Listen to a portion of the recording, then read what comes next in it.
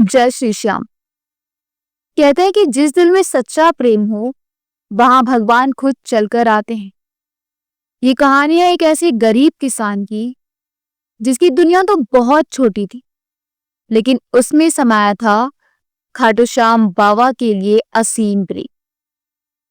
राजस्थान के एक छोटे से गांव में शिवलाल नाम का किसान रहता था। उसका जीवन संघर्ष से भरा था। टूटी फूटी झोंपड़ी, रोज की दाल रोटी भी मुश्किल से जुटती थी और घर में बूढ़ी माँ और एक छोटी बेटी थी। पत्नी का देहांत बरसों पहले हो चुका था। लोग उसे दयनीय मानते थे, लेकिन वो खुद को बहुत धनवान मानता था। कहता था, मेरे पास श्याम बाबा का नाम है, इससे बड़ी दौलत क्या हो सकती है। हर सुबह सूरज से पहले उठता, झोपड़ी एक कोने में बाबा की एक पुरानी सी तस्वीर के आगे दिया जलाता और घंटों बैठकर मन ही मन जप करता, श्याम शरण मम। उसके आवाज में कोई रग नहीं था, कोई साज नहीं था, लेकिन भाव इतना गहरा था कि जो भी सुनता भीतर तक हिल जाता। एक दिन गांव में एक बड़ा संकट आ गया। आसमान ने मुंह फेर लिया, बारिश नहीं हुई, खेत सूख गए, जानवर मरने लगे, लोग अपने घर बार छोड़कर पलायन करने लगे। गांव का मंदिर तक सुनसान हो गया, लेकिन एक शिवलाल था जो रोज अपने बंजर खेत में जाकर मिट्टी को छूता और कहता, बाबा तू चाहे तो ये रेत भी गेहूं उगले। एक रात को वो बाबा की तस्वीर के सामने बैठा था। भूखा था, थका था, पर आंखों में विश्वास था। आंख लग गई और सपना आया। देखा कि एक रथ आ रहा था। रथ में मोर पंखधारी सवारी है।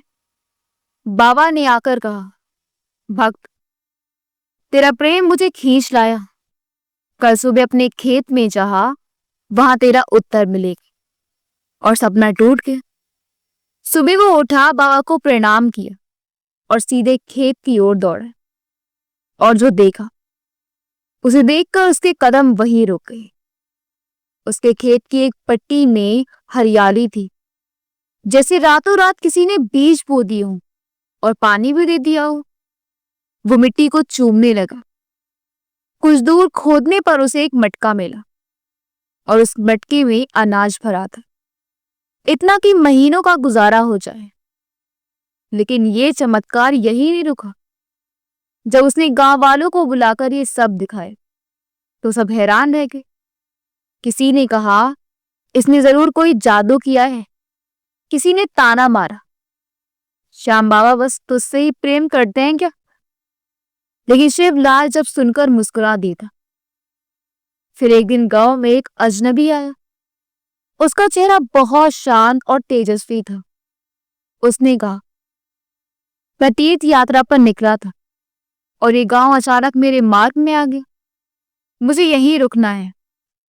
लोग उसे पागल समझकर आगे बढ़ गए, पर शिवलाल उसे अपने घर ले आया। कई दिनों तक वह अजनबी उसके घर रहा, उसके साथ भजन करता, खेत में काम करता।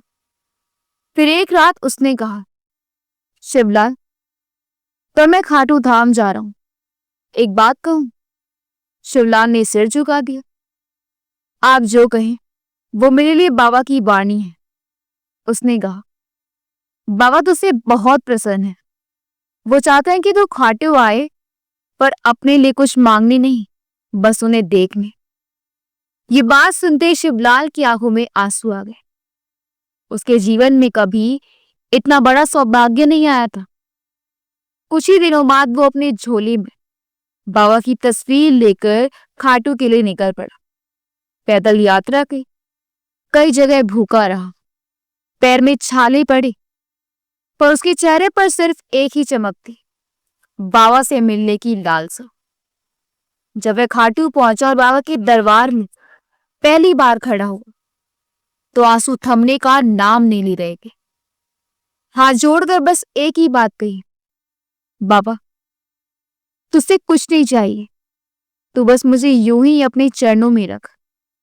वहां मौजूद पुजारी ने उसे देखा और पास बुलाया। बोला, बाबा ने आज रात्रि पूजन में एक विशेष सेवा के लिए किसी विशेष भक्त को चुना है, और वो तुम। शिवलाल कुछ समझ नहीं पाया, पर सिर झुका दिया। उसे श्रृंगार सेवा में ली वो बाबा के वस्त्रों में फूल पिरो रहा था, जब अचानक हवा चली और बाबा की पगड़ी उसकी गोद में आ गई। सब पुजारी दौड़े, लेकिन पगड़ी शिवलाल के हाथ में थी। और फिर चमत्कार हुआ।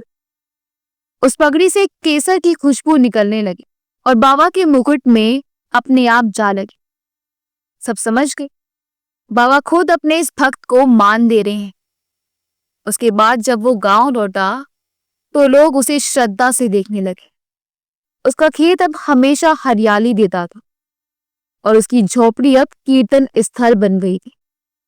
और एक दिन भजन करते करते उसने आंखें मूंद ली और हमेशा के लिए बाबा के चरणों में चला गया। आज भी खाटू श्याम के पास एक छोटा सा मंदिर है, जहां स्थानीय लोग शिवलाल बाबा के नाम से पूजा करते हैं। कहते जिसने कभी कुछ नहीं मांगा, वो बाबा का सबसे बड़ा धनवान भक्त बन गया। क्योंकि सच्चा प्रेम वही है जो बदले में कुछ ना मांगे, बस नाम ले, समर्पण करे, और जब मन कहे तो बस इतना कह दे, तेरे होते हुए मुझे और क्या चाहिए बाबा। जय श्री श्याम।